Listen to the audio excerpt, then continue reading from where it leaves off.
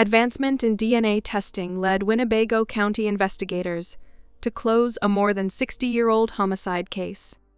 And while DNA testing was able to positively identify a suspect in the deadly stabbing of Wayne Pratt in 1963, no charges will be filed in the case because he died about a year and a half ago. Wayne Pratt was found dead on June 12, 1963, inside of an Enco gas station formerly in operation along U.S. Highway 41 in Winnebago, which is about 60 miles southwest of Green Bay, Wisconsin. According to the sheriff, Pratt's wife, Marie Pratt, told authorities after her husband's murder that she had discovered his body in the back room of the station, covered with a blanket. He had suffered 53 stab wounds. Pratt was 24 years old at the time of his death and worked as a gas station operator at the Enco. In 2020, Winnebago sheriffs announced an earlier breakthrough in the case that had remained cold for decades. Marie Pratt said that her husband had been at home watching TV on the night of the stabbing and went outside when a car pulled up to the gas station at around 8:40 p.m. local time. The Pratts lived about 50 feet from the Enco, the sheriff said. Marie Pratt had recalled him walking toward the station to help the customer, thinking the person had pulled up to the station for gas. She told authorities shortly after the murder that she went to the gas station herself to check on her husband, once she realized that the lights at the Enco had not been turned on. Evidence suggested that Pratt was not the only person injured the night of the murder. The sheriff said there was evidence of the attacker's blood at the scene too, but no further details were uncovered about the incident and how it may have unfolded. Pratt's murder became a cold case once the first years of investigative efforts turned up dry and no arrests were made. There was limited information about the case after 1968, according to the sheriff. It was officially reopened in 2011, when investigators probed the evidence for potential DNA that could by then undergo meaningful forensic analyses and potentially help identify Pratt's killer. 3 years later, a warrant was issued for the arrest of the suspect, William Dockstader of Bowler, Wisconsin, who was 82 at the time. In 2015, the testing company Sorensen Forensics did find DNA mixtures on the blanket where Pratt's body was found, but the mixed composition meant authorities could not enter the information into their databases while searching for a potential suspect. Authorities in Winnebago County said that Dockstader was initially identified as a suspect in Pratt's case in the days following his death in 1963, and they went on to receive tips about him in connection with Pratt's death in 1968 and 2022. Then, this year, the company Cybergenetics ultimately pieced together a DNA profile from the mixture that authorities used to refer a charge for first-degree intentional homicide to the Winnebago District Attorney.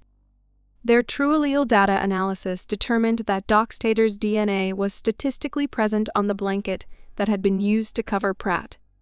This DNA evidence, together with information from original reports and living witness statements, strongly supported the sheriff's office conclusion. Dockstader died in 2022, according to the sheriff. Winnebago County District Attorney Eric Spar said there would be sufficient evidence to pursue a homicide charge if William Dockstader were alive today.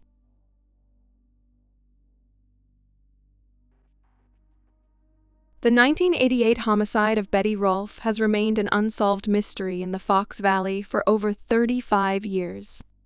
In November 1988, 60-year-old Betty Rolf left her home early on a Sunday morning to walk to her job, which was located only 6 blocks from her home in Appleton, Wisconsin. Appleton is just southwest of Green Bay. Rolf walked to work regularly, but on November 6, 1988, she never made it to work. The next morning, Rolf's husband contacted police with his concern about her whereabouts. Not long after arriving at the Rolf residence, police discovered Rolf's body under a concrete railroad bridge in the 1900 block of Spencer Street, approximately half a mile from where she lived. The body was discovered partially unclothed with a broken purse strap around her neck on November 7, 1988. Rolf had been sexually assaulted, beaten, and strangled to death. In September 2001, DNA analysis was done on swabs taken from Rolf. Over the last 35 years, investigators revisited Rolf's homicide case on multiple occasions, as advances in technology allowed for more tests to be conducted. Still, there were few leads for finding Rolf's killer until the Outagamie County Sheriff's Office began to revisit the cold case in 2019. In 2019, a familial DNA search was done. This uses specialized software to detect and statistically rank a list of potential candidates in the DNA database who may be close biological relatives of the DNA profile. In 2022, the DNA test narrowed the suspects down to 2 people: Gene Meyer and his brother. Police interviewed Meyer's brother, who said he believed Meyer was dead. The brother provided a DNA sample, which ruled him out as a suspect. Investigators determined that in the 80s, Meyer had lived at an address about a mile from where Rolf's body was found, and had also worked for a time at a nearby canning factory. They tracked Meyer to Washington, where he was living on land belonging to someone else in a trailer with no electricity or running water. FBI agents obtained a DNA sample from the handle of Meyer's truck. An analysis determined the odds were around 25 octillion to 1 that DNA taken from Rolf's body belonged to Meyer. Gene Meyer was arrested in December 2022 and 2 years later was convicted in Rolf's killing. On July 11th, the 68-year-old learned he will spend the rest of his life in prison, when he was sentenced to 54 years. The official sentencing was life with the chance of parole after 34 years for the first-degree murder charge and 20 years for the first-degree sexual assault with a dangerous weapon charge. The 2 charges will run consecutively.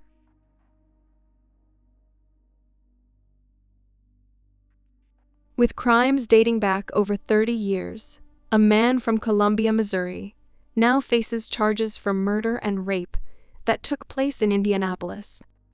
Marion County Sheriff's deputies were dispatched around 7:34 p.m. on March 24, 1993, to an apartment in the 8200 block of North Harcourt Road. There, they found Van Huss's body, which police said was nude. Van Huss left her father's home in Indianapolis on the night of March 22, 1993.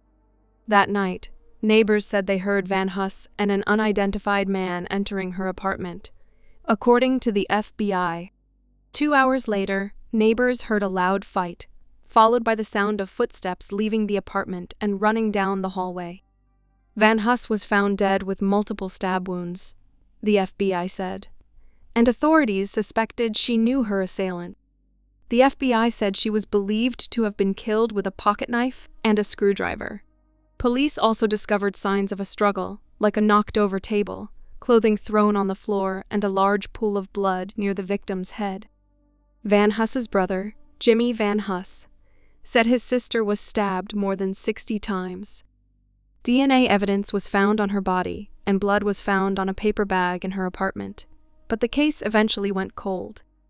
The case was reopened in 2000, an affidavit for probable cause reports. The investigation resulted in police obtaining a DNA sample from a witness. That witness was then eliminated as a suspect in December of 2009.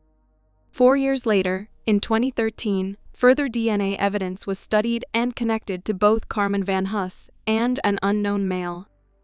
In 2018, the department submitted a sample of DNA found at the scene to a specialty company. Finally, in 2023, police got a lead. Parabon, a company focused on studying DNA evidence, directed officers to a possible person of interest within close proximity to Carmen Van Huss's old apartment. Detectives used that company's genetic genealogy analysis to identify Dana Germaine Shepard as a suspect. They then collected DNA from Shepard in February and found that it matched DNA found on Van Huss's body and the paper bag. Investigators said Van Huss and Shepard lived at the same apartment complex at the time she was slain. Shepard is listed as an employee of the University of Missouri in Columbia, where he works as a custodian, according to university records. Dana Shepard, 52, was arrested Friday, August 30th in Boone County, Missouri, where he is being held as a fugitive from justice.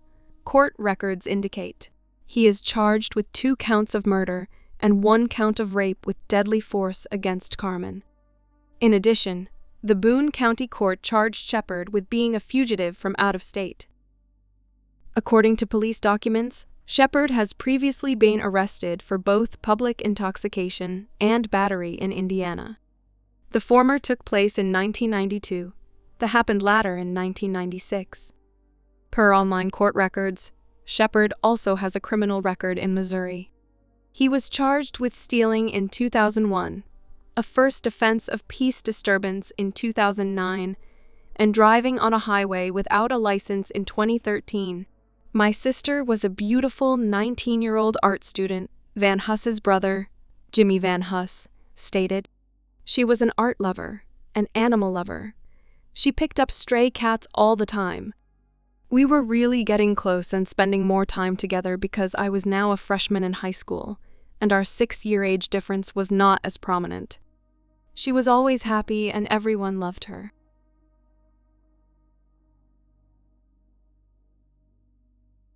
A huge case break was announced Thursday, May 16th, in a horrific crime that became a total mystery in the West Valley City community for nearly 30 years.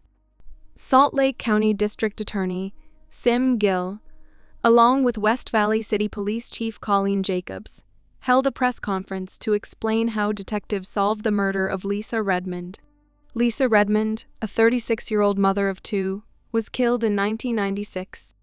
Her murder had never been solved.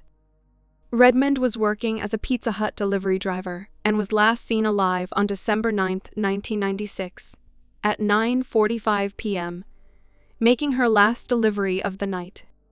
Later that night, she was found dead on the side of the road near 5200 West and 3100 South. She was found wearing her Pizza Hut uniform, and when the business was contacted, they confirmed Redmond was one of their drivers and had not returned from her deliveries. An investigation into Redmond's death showed Redmond was in some type of struggle inside her truck. She was possibly cut with a knife and ultimately run over by her own car. Redmond's truck was found days later in a church parking lot in West Valley. The man now suspected of the killing is someone police believe has victimized other women.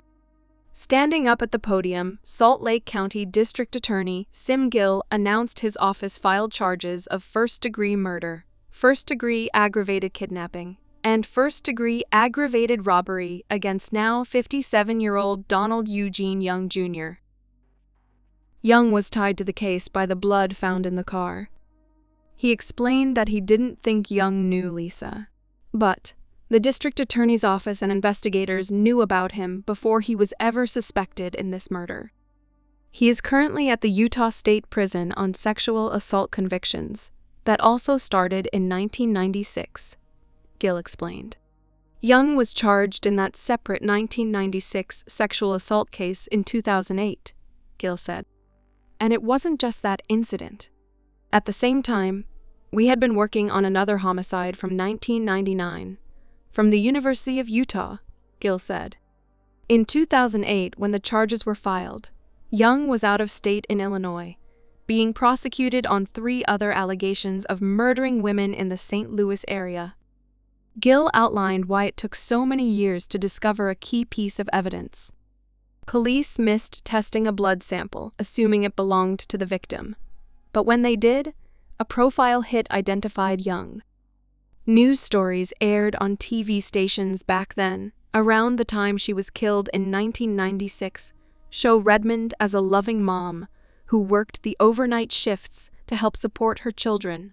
She also volunteered at a school once a week, teaching kids how to read. Redmond served with the U.S. Navy prior to her marriage to James Redmond in 1987. The couple had 2 children, Megan and Nathan. Her obituary described her as a loyal, loving mother and dedicated wife. James Redmond died in a car crash near Fort Collins, Colorado in June 1999. The two children were sent to live with their grandparents in Colorado. James Redmond's death brought interest back to the case of his wife's unsolved murder, and in 2000 news outlets reported that Pizza Hut upped its initial $5,000 reward to $10,000. Those early stories show the community's heartache, as people wondered who killed her and why. When you don't know who it is, it sends a chill through the community, Gill said. Thank you for watching. If you enjoyed the video, please like and subscribe to stay tuned with the latest uploads.